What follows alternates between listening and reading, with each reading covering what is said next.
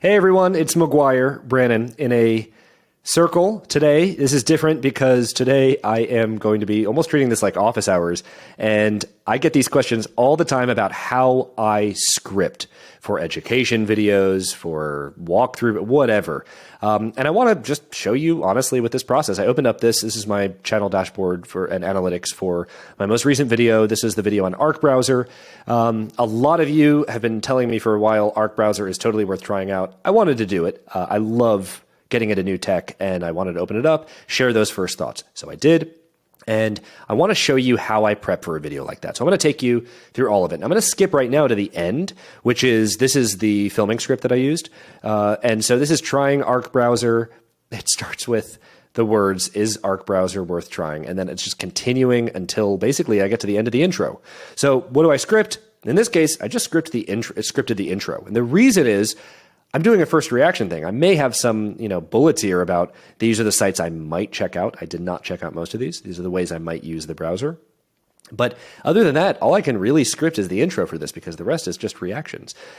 So I want to take you deep into how I start the process because it's a little bit different than sitting down and just writing paragraphs. And to do that, I want to share something that I don't often share with people, which is this is me recording myself, showing you me recording myself. And the reason I do this, it's actually extremely effective, is whenever I do a writing session, I've been doing this a lot lately, I will record myself with I have a iPhone 13 Pro kind of hooked up to the Mac Studio, and I just use that to record. That's just my camera that I'm using to record myself, and I'll record my screen. And the reason I do this is it lets me figure out, hey, I'm giving myself 40 minutes to write this. Within that 40 minutes, what can I do? Can I finish it? Can I have this intro written? So I won't start with paragraphs. I will actually start with almost a stream of consciousness. What's on my mind? All I knew at that moment when I sat down to write this is that I wanted to try out Arc Browser because everyone has said, try out Arc Browser. So I wrote down the ways that I use a browser. I've never done that in my life, by the way, thought about how I use a browser. I've just used a browser since '94. And so I was starting just to write out, I use YouTube. What's something I searched for recently in YouTube? Steve Jobs in Sweden.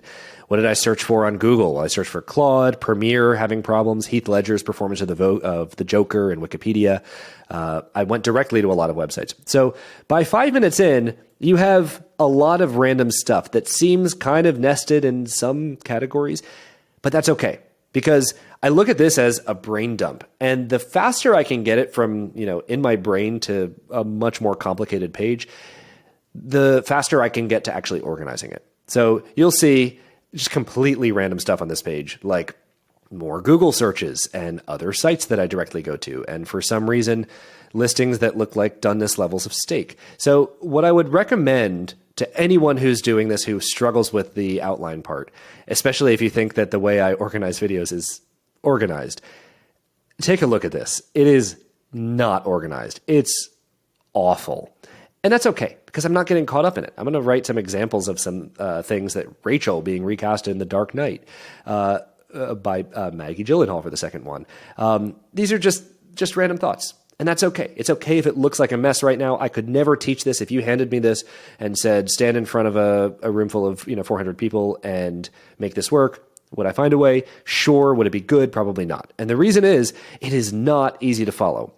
So by the time you get like 15 minutes in, it is over a page long, and we are nowhere near being able to write an actual script yet. So that's what you see me start doing at the top, which is I won't delete the complexity. I'll just kind of move it down. I call it the graveyard sometimes, the ideas I don't use or the ideas that I'm going to reference. I just move it down in the same doc.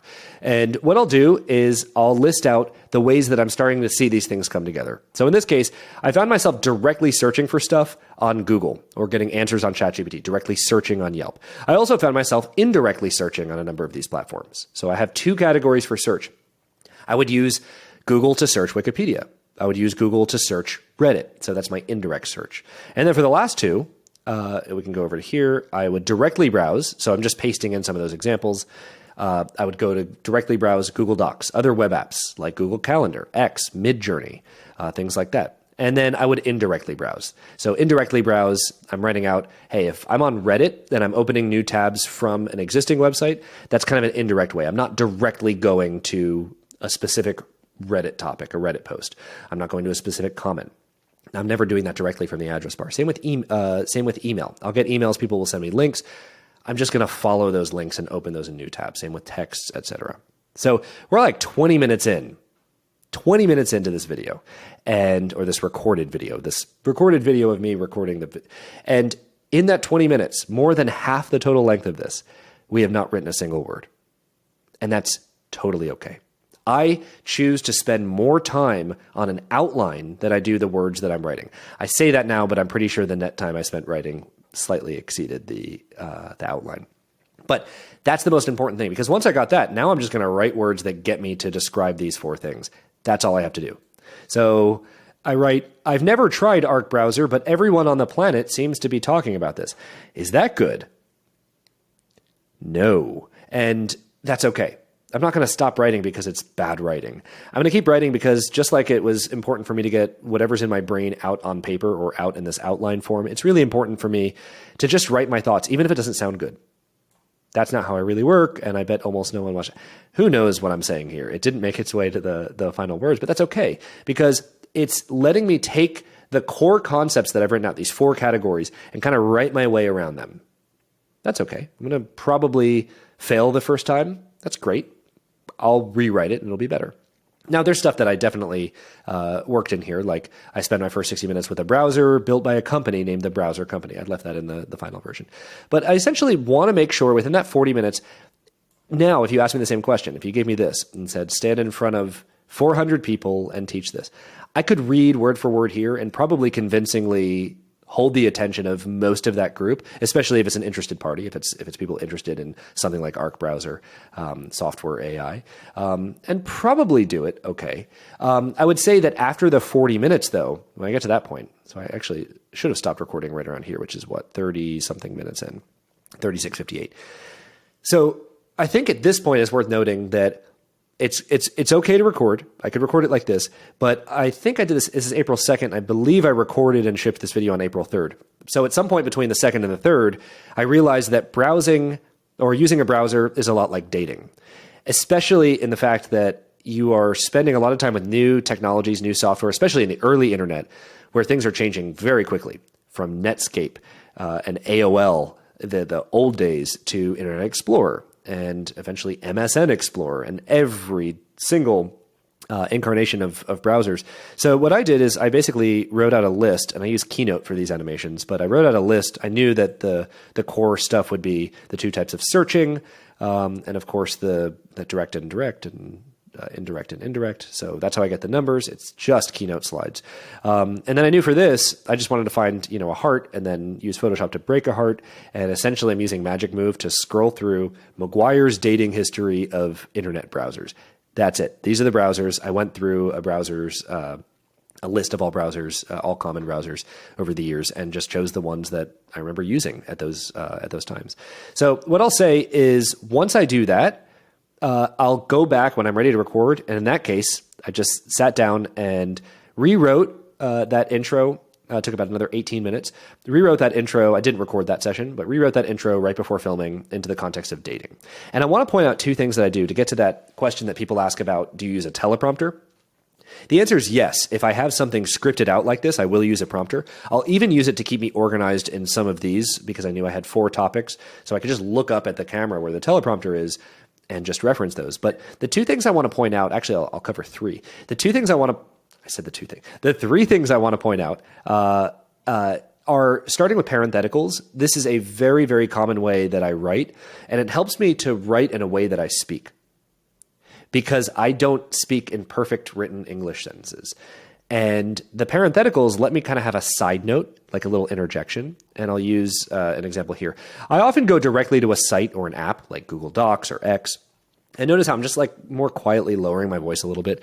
But I also indirectly browse. I open links in new tabs and essentially create a reading list. Anything that might change for me, a mystery section. Let's see if we can find another example.